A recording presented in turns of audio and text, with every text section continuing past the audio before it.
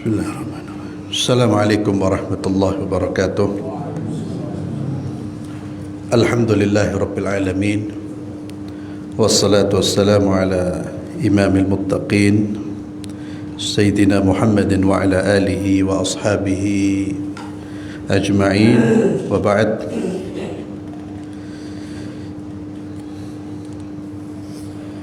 Kita melanjutkan kajian Kitab Mukhtasar Minhajul Qasidin, masih terkait dengan masalah ilmu. Beliau menjelaskan atau beliau menulis, wa'lam annahu qad buddilat alfadhu wa hurrifat wa nukilat ila ma'anin lam yuridha as-salafus salih. Terkait dengan masalah ilmu itu, sekarang ketahuilah bahwasanya banyak lafadz yang maknanya dimaknai dengan makna yang tidak populer di masa salaf dan diganti. Contohnya apa? Yang pertama al-fiqhu, fikih. فإنهم تصرفوا فيه بالتخصيص فخصوه بمعرفة الفروع وعللها. Saat ini fikih itu dimaknai dengan makna yang sempit, yaitu ilmu yang terkait dengan masalah-masalah furu' wa ilaliha dan illah-illahnya. Ya, seperti pemahaman atau seperti makna fikih yang kita pahami sekarang. Kalau disebut fikih, yang ada di benak kita apa? Ya, ilmu tentang sholat, puasa, jual beli, nikah dan seterusnya. Dulu di generasi pertama, walaqad kana ismul fiqh fil asr al-awwal muntaliqan ala ilmi tariq al-akhirah. Fikih itu sebutan bagi ilmu yang menunjukkan seseorang jalan menuju akhirat. Wa ma'rifati daqa'iq afatin nufus. Ilmu yang juga terkait dengan pengenalan penyakit-penyakit jiwa, penyakit-penyakit hati, dan perusak-perusak amal. Wa quwwatil ihata bihaqaratid dunya, ilmu yang mendorong seseorang atau ilmu yang memberi informasi kepada seseorang tentang hinanya dunia dan mendorong seseorang untuk berupaya mencari dan mengharapkan negeri akhirat, kenikmatan akhirat, dan ilmu yang mendatangkan rasa takut di hati. Artinya apa? Dulu sebutan fikih itu lebih luas dari apa yang difahami sekarang. Maka kalau dulu dikatakan orang itu faqih, pakar fikih, yakni berarti dia mengerti tidak hanya tentang sholat, puasa, zakat, dia juga mengerti tentang ilmu hati, perusak-perusak amal, kotoran-kotoran hati. Itu dulu tercakup dalam nama fikih, termasuk akidah. Sehingga Imam Abu Hanifah itu judul buku akidahnya itu judulnya Al-Fiqhul Akbar. Al-Fiqhu, fikih yang agung, fikih yang besar. Jadi ilmu akidah dinamai fikih. Kemudian setelah itu dipersempit maknanya menjadi ilmu yang terkait dengan ibadah, ilmu yang terkait dengan masalah jual beli, ilmu yang terkait dengan masalah menikah dan seterusnya. Maka dengan makna inilah Al-Imam Hasan Al-Basri rahimahullah menjelaskan makna fiqh Beliau mengatakan innamal faqih, kata Imam Hasan al-Basri, orang yang layak disebut faqih, pakar agama, adalah az-zahid fid dunya. Ini termasuk penjelasan tentang ciri ulama-ulama akhirat, cirinya ini, dan ulama yang layak kita ambil ilmunya. Perhatikan ciri-ciri ini. Itu yang layak disebut faqih, orang yang mendalam ilmunya, orang yang pandai dalam agama, yang layak dijadikan guru. Kata beliau, innamal faqihu az-zahid fid dunya. Yang pertama adalah zuhud terhadap dunia. Zuhud terhadap dunia itu tidak rakus dan tamak terhadap dunia. Sehingga dia tidak berdakwah untuk mencari uang, tidak mengajar untuk mencari uang. Cirinya orang zuhud itu dia berdakwah demi menegakkan agama Allah, dan dia tidak mengharapkan apa-apa dari manusia. Niat awalnya adalah dakwah. Itu salah satu kriteria dari kezuhudan. Dia melihat dunia itu sesuatu yang kecil, sehingga ketika dia berdakwah, menyampaikan ilmu, dibayar tak dibayar, tetap menyampaikan ilmu dia. Itu zuhud. Dibayar kecil, dibayar gede, tetap menyampaikan ilmu.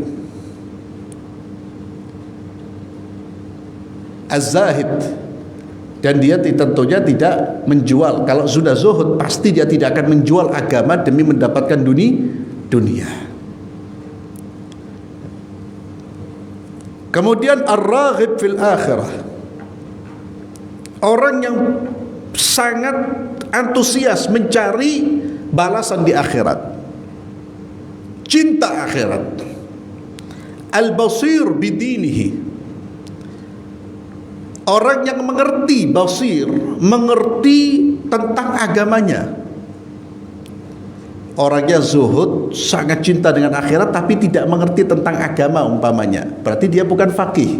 Ya, dia orang baik, tapi tidak disebut faqih, orang yang pakar agama atau alim, bukan.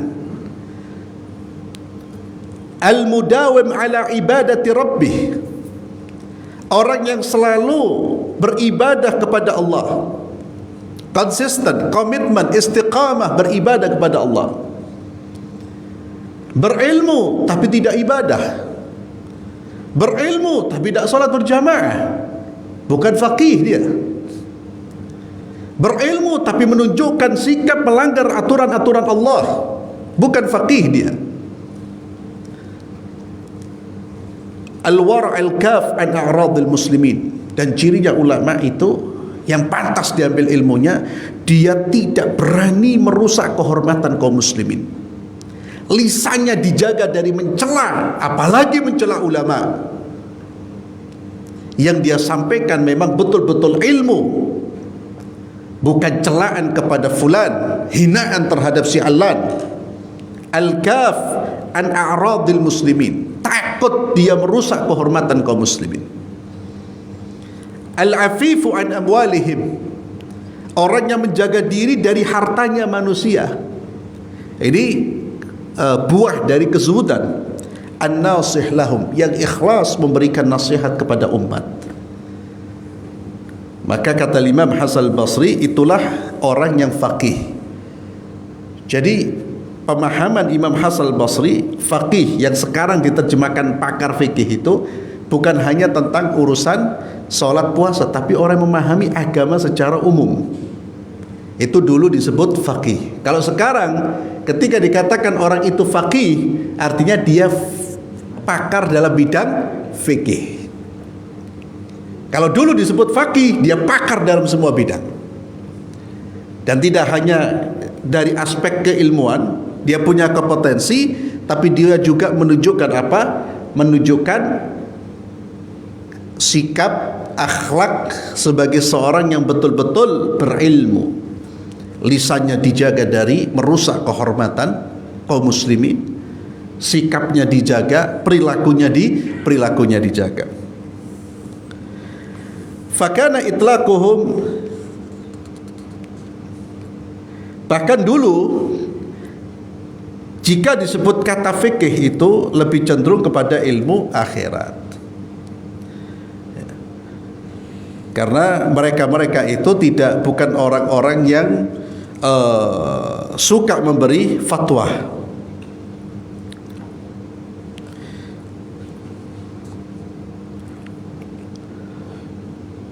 Intinya Syekh rahimahullah ta'ala, Imam Ibnu Qudamah, yang tentunya apa yang ditulis Ibnu Qudamah itu merupakan ringkasan dari Ibnu Jauzi. Ibnu Jauzi ringkasan dari Ihya, tapi ada sedikit perubahan tentunya dari kitabnya Ibnu Jauzi. Intinya apa? Beliau ingin menjelaskan bahwa lafaz-lafaz itu sudah bergeser, ya. Jadi sekarang fikih maknanya lebih sempit, sehingga kalau dikatakan orang itu ahli fikih, berarti dia bukan ahli hadis, bukan ahli ilmu hati, bukan ahli ilmu tazkiyatun nufus. Kalau dulu dikatakan dia faqih, itu berarti dia menguasai semua ilmu. Dia ngerti ilmu fikih, ilmu akidah dan seterusnya. Kemudian yang kedua, lafaz yang sekarang maknanya bergeser, ya. Sekarang ini menurut penulis ya,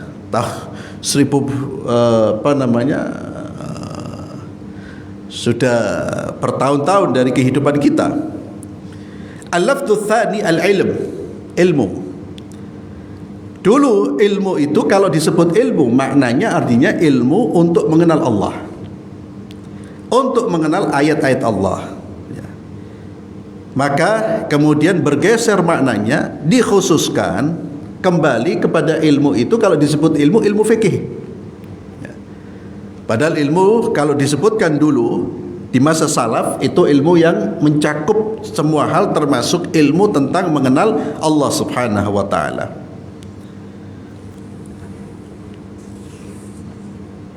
Fakhassuhu wa sammau bihil ghalib al-munadhir fi masail al-fiqh. Lalu sekarang mereka menamakan ilmu itu sebagai orang yang mampu berdebat, ya. Jadi kalau dikatakan orang itu berilmu, artinya dia orang yang mampu berdebat, ya. Padahal dulu walaupun orang itu tidak mampu berdebat, tapi dia mengerti tentang Allah, mengerti tentang ayat-ayatnya, dia disebut alim. Sekarang orang yang tidak mampu berdebat disebut orang bodoh. Yang mampu berdebat sekalipun kosong kepalanya dari mengenal Allah disebut alim. Ini pergeseran makna. Kemudian al-lafdhu tsalits at-tauhid, ya.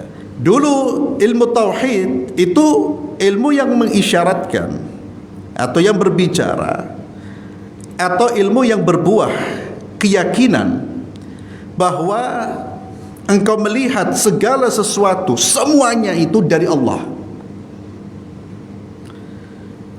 dengan penglihatan yang membuat Anda tidak menoleh kepada sebab maupun sarana. Artinya ilmu tauhid itu ilmu yang membuat seseorang itu betul-betul meyakini bahwa segala sesuatu semuanya dari Allah. Selain Allah itu adalah sebab dan wasilah yang tidak punya pengaruh. Sebab dan wasilah yang tidak punya pengaruh. Yang menggerakkan sebab ini siapa? Allah. Itu dulu orang-orang bertauhid seperti itu, sehingga menghasilkan apa? Fayuthmiru dzalika tawakkul war ridha. Menghasilkan tawakal dan ridha kepada Allah. Apapun yang Allah putuskan dia ridha, itu orang yang bertauhid. Karena dia yakin keputusan ini bersumber dari Allah, semuanya dari Allah. Itu dulu tauhid digunakan untuk ilmu yang membuat seseorang itu meyakini keyakinan seperti itu. Sekarang waqad ju'ila al-an ibara an sina'atil kalam fil usul. Sekarang ilmu tauhid diganti namanya dengan ilmu kalam sampai hari ini. Maka Anda kalau belajar di universitas atau perguruan tinggi Islam, ya, itu selalu ada mata kuliah ilmu kalam. Kalau belajar di kuliah syariah atau kuliah pendidikan Islam dan seterusnya, itu ada mata kuliah ilmu kalam. Ilmu kalam ini ya akidah maksudnya. Padahal ilmu kalam itu, nama itu dicetuskan oleh mutakallimun, orang-orang yang ahli kalam, yang lebih mengedepankan kemampuan berdebat daripada pemahaman yang lebih mengedepankan rasio dan kemampuan berdebat. Itu sudah kita bahas sedikit tentang ilmu kalam itu. Sekarang ilmu tauhid dijadikan ilmu untuk berdebat. Sehingga kadang orang belajar tauhid justru hatinya belum yakin kepada Allah, karena isinya apa? Perdebatan. Kalau dulu itu betul-betul tauhid diarahkan untuk memahami Allah dan meyakini keesaan Allah. Meyakini keesaan Allah itu meyakini keesaan Allah dalam segala hal, dalam rububiyah Allah, dalam uluhiyah Allah, dalam asma wa sifat, sehingga hatinya itu hanya bergantung kepada Allah subhanahu wa ta'ala. Kemudian lafaz yang dirubah saat ini adalah az-zikr wa tadhkir, zikir dan peringatan. Kalau dulu majlis zikir itu apa, sekarang majlis zikir itu apa? Beliau menjelaskan. Allah Azza wa Jalla berfirman tentang masalah peringatan ini, wa dzakir fa inna dzikra tanfa'ul mu'minin. Dan berilah peringatan karena sesungguhnya peringatan itu bermanfaat bagi orang-orang beriman. Kemudian Nabi SAW bersabda, "Idza marartum bi riyadil jannah farta'u." Kata Nabi SAW, jikalau kalian melewati kebun-kebun surga, maka hendaknya kalian nikmati. Jika kalian melewati kebun-kebun surga, irta'u etana'amu, maka nikmati kebun-kebun surga tersebut. Masuk dan nikmati kebun-kebun surga tersebut. Para sahabat bertanya, "Ya Rasulullah, wa ma riyadul jannah?" Ya Rasulullah, yang dimaksud kebun-kebun surga itu apa? Yang mana kita kalau lewat jangan dilewati toh, masuk duduk di situ. Apa kata Nabi sallallahu alaihi wasallam? Majalisudz dzikr, majlis-majlis dzikir. Dan di antara makna dari majlis dzikir adalah majlis yang berbicara tentang halal dan haram. Ini riyadul jannah, Pak. Kalau kalian lewat jangan dilewatin, duduk. Dan berapa banyak manusia yang melewati, padahal ini taman surga. Kalau, ya mohon maaf kalau saya ulang-ulang, kalau masjid ini dihamparkan yukulan, yang datang segini, yukulan, yang datang tidak segini, Pak, full. Tapi ilmu, ya itu yang saya katakan eman. Ya, jadi bagaimana nilai ilmu dan nilai dunia itu lebih berharga, nilai sego campur itu lebih berharga, nilai gula itu lebih besar, lebih mahal daripada surga. Ya, pokoknya majlis yang di situ ada yukulan, ada kesenangan, full, semua datang. Ya, yang batuk, yang pilek datang, maskeran. Ini kata Nabi apa? Majalisudz dzikr ya akhi. Idza marartum, kalau kamu lewat jangan dilewati, duduk. Bahkan Nabi menyebut tana'im, irta'u itu nikmati. Di situ ada suguhan. Suguhan apa? Suguhan ilmu. Ilmu yang membuat kita mengenal Allah. Dan itulah sumber ketenangan jiwa. Belum lagi nanti fadilah-fadilah dari majlis dzikir, majlis ilmu seperti ini, malaikat turun. Kemudian dilimpahkan rahmat, wa hafathumul malaikah. Ya, mereka dikelilingi oleh malaikat-malaikat Allah, nazalat alaihimus sakinah, ketenangan Allah turunkan kepada mereka, wa ghasyiyatuhumur rahmah, mereka diliputi oleh rahmat-rahmat Allah, wa dzakarahumullahu fima indah, dan yang luar biasanya Allah menyebut nama-nama orang-orang yang duduk di majlis ilmu. Allah menyebut, siapa yang menyebut Allah? Allah memuji. Nama kita dipuji oleh Allah Subhanahu wa taala. فنقلوا ذلك إلى القصص وما يحتوي عليه اليوم مجلس القاص من الشطح والطامات. Sekarang, ya ini sebetulnya tulisannya Ibnu Jauzi. Ya, yang dinukil oleh Ibnu Qudamah rahimahullah. Ibnu Qudamah ini wafat tahun 620 Hijriah. Ya, sekarang 1444. Berapa tahun yang lalu itu? 400? 800. Ya. Jadi sudah zamannya. Namun dia menukil perkataan Ibnul Jauzi, wafatnya lebih dulu. Kata beliau apa? Sekarang pada saat itu, sekarang majlis dzikir itu bukan lagi majlis ilmu, tapi majlis yang diisi dengan kisah-kisah, cerita. Wa ma yahtami alaihi al-yawm majlis al-qas min asy-syattah wa tamat. Yang diceritakan itu cerita-cerita yang tidak bisa dicerna oleh akal kita.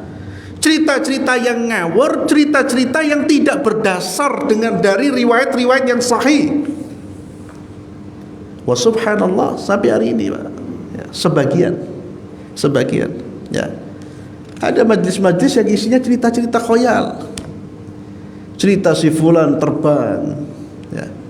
Betul. Cerita si fulan masuk, kemudian ketika masuk ke kuburannya Nabi kuburannya bergetar. Ya Allah. Ada yang cerita kalau gurunya bertemu dengan Allah.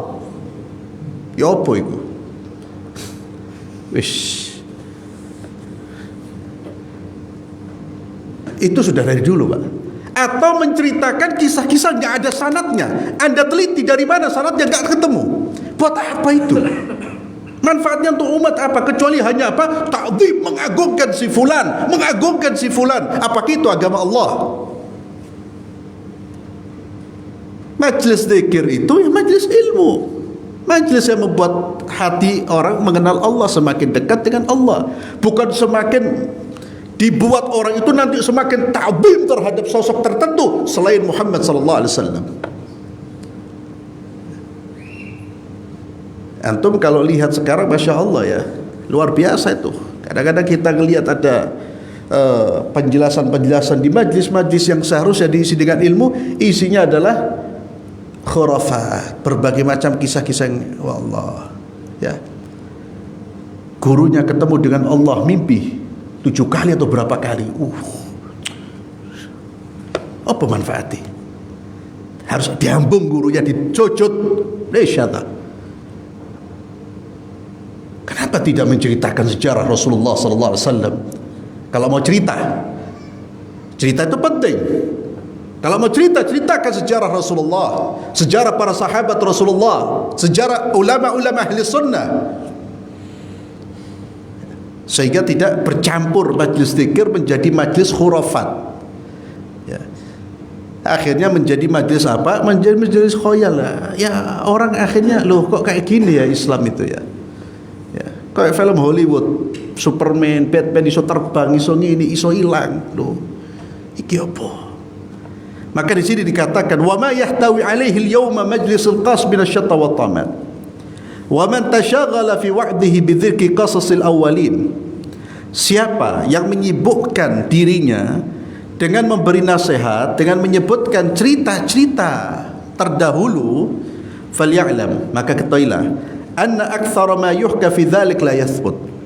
Kebanyakan cerita-cerita itu banyak yang tidak sabit. Yang tidak sabit artinya tidak berdasarkan riwayat yang sahih. Ketika ditelusuri sanadnya, riwayatnya itu tidak ketemu dari siapa ini. Atau perawi-perawinya nggak jelas, atau perawi-perawinya orang-orang yang berdusta. Sebagaimana beliau mencontohkan, ada kisah yang disebarkan di masyarakat bahwa Yusuf alaihi salatu wassalam itu sudah membuka tali celananya ketika digoda sama Zulaikha ya. Dan dia melihat Yakub itu menggigit tangannya. Demikian pula ada cerita Nabiullah Daud menyuruh mempersiapkan Uria, dipersiapkan untuk perang, diajak berperang agar nanti kalau dia mati Daud menikahi istrinya. Itu diceritakan ya. Disebutkan Ibnu Jauzi, orang Islam yang menceritakan itu. Hatta qutil famithal hadza yadhurru. Semua ini justru kalau didengar bisa membahayakan. Artinya apa? Manfaatnya apa? Jadi zamannya Ibnu Jauzi, zaman-zaman dulu sudah banyak orang-orang yang memang ingin mengajak manusia ke jalan Allah, tapi caranya melalui kisah-kisah. Kisah-kisah disampaikan bercampur antara kisah dusta, kisah khayal. Itu yang diingatkan oleh beliau. Jangan rusak nama majlis ilmu, majlis dzikir dengan hal-hal seperti itu. Wa amma syatah wa tamat. Dan adapun syatah wa tamat itu dikatakan wa ma'nahuma mutaqarib, maknanya hampir sama, wa huwa kalimat ghairu mafhuma. Ya. Kalimat-kalimat yang tidak difahami, laha dhawahir ra'iqah. Ya. Secara zahir itu menarik, ibaratnya luar biasa, tapi tidak ada maknanya. Tidak ada ilmu yang diambil dari situ. Cerita-cerita luar biasa, tapi apa ilmunya itu? Apa manfaatnya itu? Ya, contohnya tadi Pak, ini saya bicara fakta. Cerita si fulan terbang, si fulan terbang, si fulan terbang. Apa kemudian yang bisa didapat dari jamaah ini Pak? Disuruh belajar terbang. Ya. Apa disuruh mengagungkan gurunya dia? Apa terus? Disuruh ngikuti gurunya, tidak boleh menyelisihi karena dia bisa terbang, pasti wali Allah. Kalau mau maksa orang ikuti satu syariat Muhammad sallallahu alaihi wasallam, khalas. Kalau mau maksa orang, ngapain maksa-maksa guru kita, ustadz kita, syekh kita? Kalau bukan karena fanatisme yang tidak berdasar, lalu diceritakan hal-hal seperti itu. Dan saya pernah ketemu ikhwan, ya, saya pertama ketemu seseorang, masya Allah, ya, habis ngaji, ya itu, ya, bicara masalah-masalah gitu. Ini si fulan bisa gini, si fulan ini kalau malam keluar cahaya, si fulan, betul saya ketemu, ya, itu kaget saya. Loh antum ini belajar di pesantren, belajar apa? Jadi justru yang terlihat darinya adalah bukan pengagungan terhadap Muhammad sallallahu alaihi wasallam, bukan pemahaman tentang sejarah Nabi. Yang difahami ya cerita-cerita seperti itu.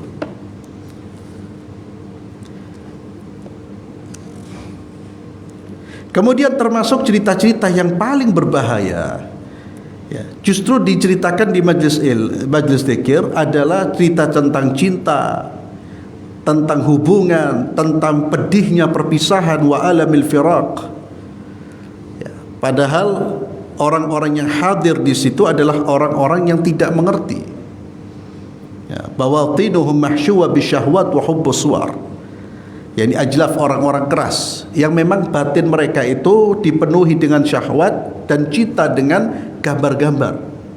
Itu kalau diceritakan seperti itu semakin membangkitkan syahwat mereka. Fala yuharrik dzalik min qulubihim illa huwa mustakin fi nufusihim. Ya, cerita itu hanya menggerakkan apa yang diam di dalam jiwa mereka. Ya, maka terbakarlah api syahwat dan ini bisa mendatangkan kerusakan. Kemudian lafaz yang kelima adalah hikmah.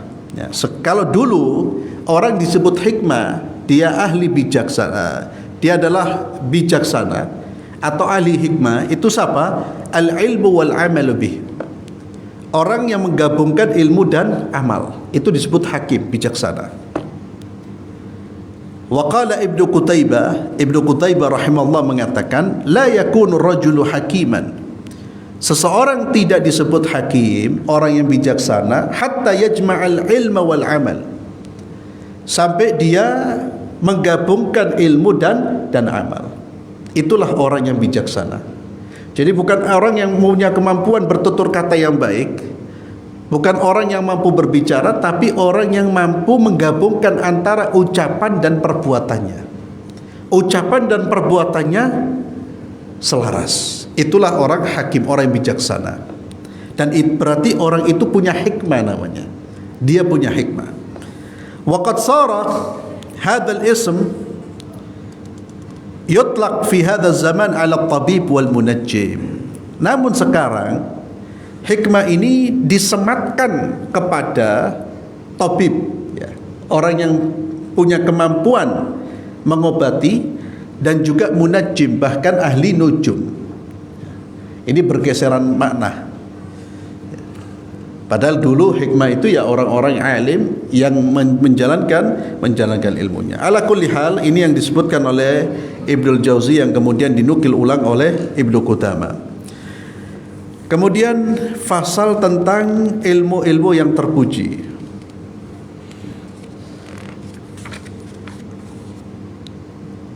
Ilmu yang terpuji itu terbagi menjadi dua. Ilmu yang terpuji sampai pada puncaknya, yakni ilmu tersebut terpuji walaupun Anda mendalami semakin mendalam semakin terpuji. Apa itu ilmu? Wa kullama kana aktsar kana ahsan wa afdal. Semakin banyak Anda mengetahui ilmu ini, maka semakin baik dan semakin afdal. Wa huwal ilmu billah, yaitu ilmu tentang Allah, tentang sifat-sifatnya, af'alnya, hikmahnya, fi tartibil akhirah ala dunya, ya. Fa inna hadha ilmun matlub li dzatihi. Ilmu ini adalah ilmu yang memang dicari, ya. Untuk apa? Untuk bisa meraih kebahagiaan di akhirat. Dan ilmu ini merupakan lautan yang tidak bertepi, yang tidak ditemukan tepinya. Maka ilmu seperti ini Anda semakin banyak membaca tentang ilmu tentang Allah, ya, tentang hikmah-hikmah sifat-sifat Allah Azza wa Jalla, ya, nama-nama Allah, itu orang akan semakin dekat dengan Allah Subhanahu wa ta'ala. Kemudian yang kedua adalah ilmu yang tidak dipuji kecuali hanya dalam kadar tertentu, yaitu yang sudah kami sebutkan, yaitu ilmu yang terkait dengan fardu kifayah. Fa inna fi kulli ilmin minha iftiqaran wa iktisaran wa istiqsaan. Nah, jadi semua ilmu ada yang dibutuhkan, ada yang cukup dicukupkan, ya, dan ada yang memang jadi tidak semua ilmu itu kita dalami. Ada ilmu yang kalau didalami justru kalau semakin dalam gak bermanfaat. Ini yang kemudian yang pernah disebutkan oleh Ibnul Jauzi, termasuk ilmu apa? Hisab, ilmu matematika. Tapi dikritik oleh ulama lain. Ibnul Jauzi mengatakan ilmu hisab itu kalau semakin didalami ya gak ada manfaatnya, ya. Tapi dikritik oleh ulama bahwa itu tetap bermanfaat. Ala kulli hal, jika ilmu yang kita dalami semakin dalam memberikan manfaat, dalami. Tapi ada ilmu-ilmu yang terlalu dalam difahami justru membuat orang semakin kebingungan, maka jangan didalami. Karena ilmu itu tujuannya apa? Mengenalkan kita kepada kebenaran. Ilmu itu tujuannya untuk membimbing kita, membuat kita yakin. Itu kan tujuannya ilmu. Membuat kita yakin, membuat kita bisa ibadah, membuat kita bisa mengenal Allah dengan baik. Maka segala hal yang kemudian justru membuat kita ragu, ya jangan terlalu jangan dipelajari dulu. Fakun ahadur rajulain, maka jadilah kau salah satu dari dua orang. Imma masyghulan binafsik, jadilah orang yang kau sibukkan dirimu dengan memperbaiki dirimu. Wa imma mutafarrigan li ghairik ba'dal faraghi min nafsik, atau yang kedua, jadikan dirimu sibuk untuk memperbaiki orang lain setelah kamu memperbaiki dirimu. Wa iyyaka an tashtaghil bima yusli ghairaka qabla islahi nafsik. Jangan sampai kamu sibuk ngurus orang, memperbaiki orang, tapi kamu lupa dengan kebaikan dirimu. Kamu lupa merawat dirimu. Washtaghil bi islahi batinika wa tadhhiri minas sifatidz dzamimah. Sekarang sibukkan dengan memperbaiki batinmu dulu, mensucikannya dari sifat-sifat yang tercela. Sibukkan dulu sebelum menyibukkan untuk membersihkan batinnya orang. Seperti apa sifat-sifat yang tercela? Kal hirs, seperti tamak terhadap dunia. Wal hasad, dengki. Riya, keinginan untuk pamer dalam beramal. Wal ujub, bangga diri. Qabla islahi zahirik, Bahkan bersihkan batinmu sebelum kau bersihkan zahirmu. Perindah batinmu sebelum kau perindah zahirmu. Wa sayati dzalik insyaallah. Tentang masalah bagaimana mensucikan jiwa, berbicara tentang penyakit-penyakit hati nanti ada pembahasannya. Karena memang buku ini berbicara banyak masalah itu. Fi rub'il muhlikat. Fa in lam tatafarragh min dzalik, kalau kamu belum menyibukkan dirimu dengan hal seperti itu, menyibukkan dengan kesucian dirimu, maka jangan kamu sibukkan dengan hal-hal yang fardu kifayah. Fardu kifayah itu apa? Hal yang kalau dilakukan oleh sebagian orang, kita sudah terbebas dari kewajibannya. Artinya beliau ingin menegaskan, wajib itu kan ada dua, Pak. Ada fardu ainin. Fardu ain itu kewajiban yang harus dikerjakan oleh setiap individu, tidak bisa diwakilkan. Contohnya apa? Salat 5 waktu. Itu fardu ainin. Ada yang kewajibannya fardu kifayah. Fardu kifayah itu kewajiban yang bisa diwakilkan. Artinya, kalau ada sebagian saudara kita yang melakukan perbuatan tersebut, maka kita terbebas dari kewajiban. Kalau kita tidak mengerjakan, tidak berdosa. Contohnya, sholat jenazah. Kalau sudah ada jenazah, ada sebagian umat Islam yang mensolati, sebagian yang lain sudah tidak terkena kewajiban. Itu namanya fardu kifayah. Maka Syekh ingin menegaskan, jangan menyibukkan dengan yang fardu kifayah, yang itu bisa diwakili, tapi kamu lupa dengan fardu ainmu. Apa fardu ainmu? Memperbaiki hatimu. Sibukkan itu. Kalau kita ini merasa kok punya penyakit hati satu saja umpamanya, kita ini kok merasa suka pamer, kepingin zuhur, kepingin populer dalam beramal, sibukkan untuk bersihkan itu. Bahkan ilmu itu kamu tekankan dalam belajarmu, karena itu yang wajib. Itu yang fardu ainin. Fa inna fil khalqi katsiran yaqumuna bidzalik. Fa inna muhlika nafsihi fi talab as-salah ghairi safih. Orang yang menghancurkan dirinya untuk memperbaiki orang lain itu orang yang tidak cerdas. Permisalannya seperti orang yang kala jengking itu masuk di bajunya. Ya, ada kala jengking beracun masuk di bajunya, tapi dia mengusir lalat dari orang lain. Artinya di dalam dirinya ada penyakit, ada yang berbahaya yang bisa merusak dirinya, tidak dilihat, tidak diperhatikan, ngurus orang dia. Itu orang yang tidak memperhatikan ilmu batin, ilmu yang terkait dengan kewajiban fardu ainin, tapi dia sibuk dengan hal-hal yang lain. Fa in tafarraghta bin nafsika wa tathhiriha wa ma ab'ada dzalik fashtaghil bi furudil kifayah. Kalau kamu sudah selesai dengan dirimu, kamu bersihkan dirimu, maka sibukkan dirimu dengan hal-hal yang fardhu kifayah. Ya. Jadi ini beliau berbicara tentang skala prioritas namanya. Kita ini dalam beramal ada prioritas. Maka yang pertama adalah bersihkan, solehkan diri kita. Termasuk dari diri kita itu mana yang perlu diperbaiki pertama kali? Batin kita ini. Kalau batin kita masih ada penyakit, bersihkan penyakit itu. Terus bersihkan. Apa penyakit harus kita identifikasi? Oh, ternyata penyakit saya itu suka hasad, Pak. Ngelihat orang suka benci. Berarti itu penyakit. Itu yang terus saya perbaiki. Kemudian zahirnya. Dan ini yang diingatkan juga dalam doa ketika kita bercermin. Kalau kita bercermin ada doa, Allahumma kama hassanta khalqi fahassin khuluqi.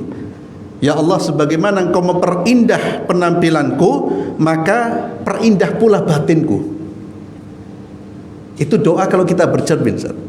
Artinya kita diingatkan oleh Allah Azza wa Jalla melalui lisan Nabi kita Muhammad sallallahu alaihi wasallam bahwa ketika Anda memperindah wajah Anda, memperindah penampilan, maka jangan sampai itu hanya sebatas penampilan, tapi perindah pula batin. Mau ketemu orang itu bersihkan dulu ini ya. Jangan kelihatan batinnya Masya Allah, bahkan kelihatan soleh tapi hatinya rusak. Ya. Hatinya rusak, kelihatan orang dengan dengan kacamata kebencian. Kalau sudah dengan kacamata kebencian, lisannya kemudian mulai ghibah, membicarakan si fulan, membicarakan si alan. Zahirnya kelihatan sunnah. Itu berarti dia belum membersihkan batinnya. Maka kata beliau, wara'i at-tadrij fi dzalik. Ya, dalam menuntut ilmu itu hendaknya engkau bertahap. Maka mulailah dengan Al-Qur'an, kemudian dengan sunnah Rasulullah sallallahu alaihi wasallam, kemudian dengan ilmu-ilmu yang terkait dengan Al-Qur'an, tafsir, kemudian nasikh wa mansukh dan seterusnya. Kemudian dengan ilmu wa kadzalika fi sunnah, demikian pula dengan ilmu yang terkait dengan ilmu sunnah, ilmu hadis. Ya, thumma ishtaghil bil furu'. Kemudian setelah itu sibukkan dengan hal-hal yang cabang, wa usul fiqh dan seterusnya. Ini kalau orang memang punya fokus belajar ilmu agama, ya, dimulai dari Quran, hadis, kemudian ilmu usulnya sampai ilmu furu'nya. Wala tastaghriq umraka fi fannin wahid minha talaban lil istiqsa' fa innal ilma katsir wal umru qasir. Dan janganlah kamu menghabiskan usiamu dalam satu cabang ilmu. Ya, fi fannin wahid. Satu cabang ilmu dihabiskan untuk itu. Fa innal ilma katsir wal umru qasir. Ilmu itu banyak, sedangkan usia itu pendek. Wa hadzal ulum alat yuradu biha ghairuha wa kullu syai' yutlab li ghairi fala yanbaghi an yunsa fihi al matlub. Ya. Jadi kemudian beliau menjelaskan kalau ilmu-ilmu yang kita pelajari itu ilmu alat yang menyampaikan kita kepada tujuan, maka jangan sampai kita berhenti pada ilmu alat tersebut. Ya. Ala kulli hal, intinya yang perlu kita fahami adalah mulai dari ilmu yang memang itu menjadi kebutuhan kita dulu, dan ilmu yang terkait dengan fardu ainin. Ya. Itu jadi ilmu fardu ain itu ilmu apa? Ilmu kebersihan hati, ilmu yang membuat kita mengenal Allah. Kemudian ilmu yang terkait dengan kewajiban-kewajiban kita sebagai hamba Allah. Salat kita harus tahu ilmunya. Ketika kita puasa kita harus tahu ilmunya. Ketika orang mau berangkat haji kita harus tahu. Ketika kita mau berangkat haji kita harus belajar ilmunya. Kemudian faslun fil munadharah al-madmumah. Lalu beliau membahas satu pembahasan, karena ini masih terkait dengan ilmu, adalah perdebatan yang tercela.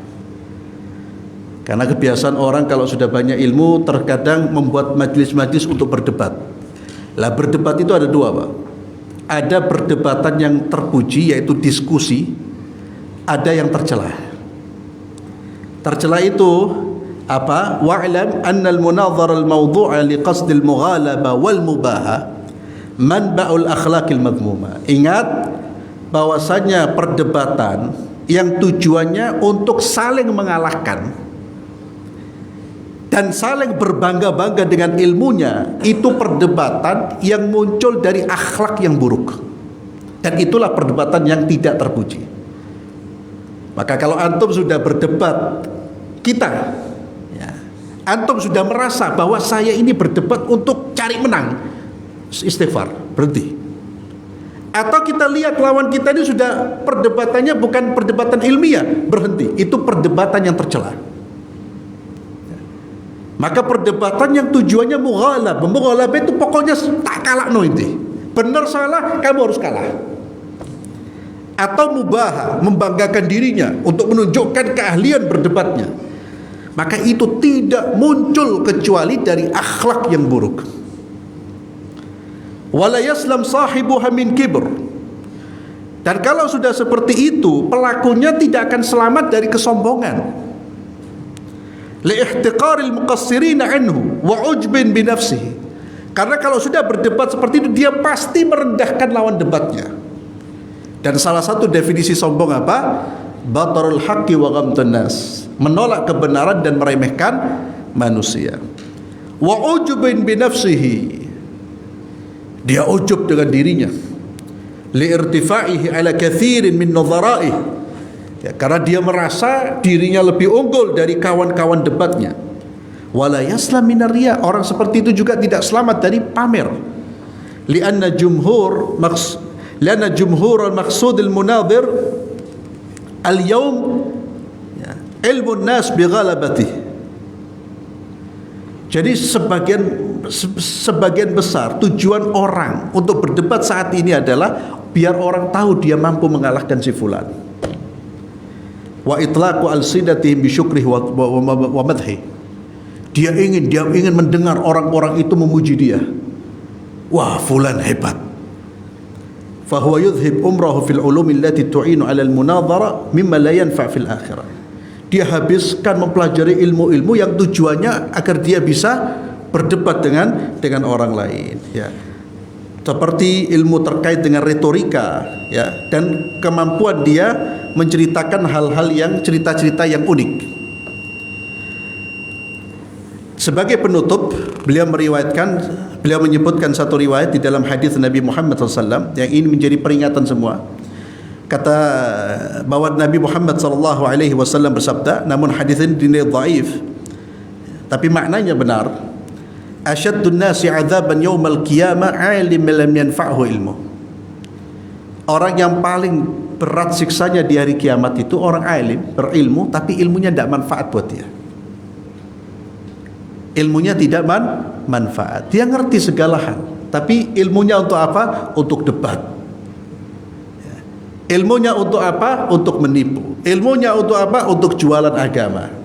Orang seperti ini orang paling keras siksanya. Wallahu a'lam bishawab. Insyaallah kita lanjutkan nanti mulai adab seorang pengajar dan adab yang belajar, lalu masuk pada inti dari buku ini.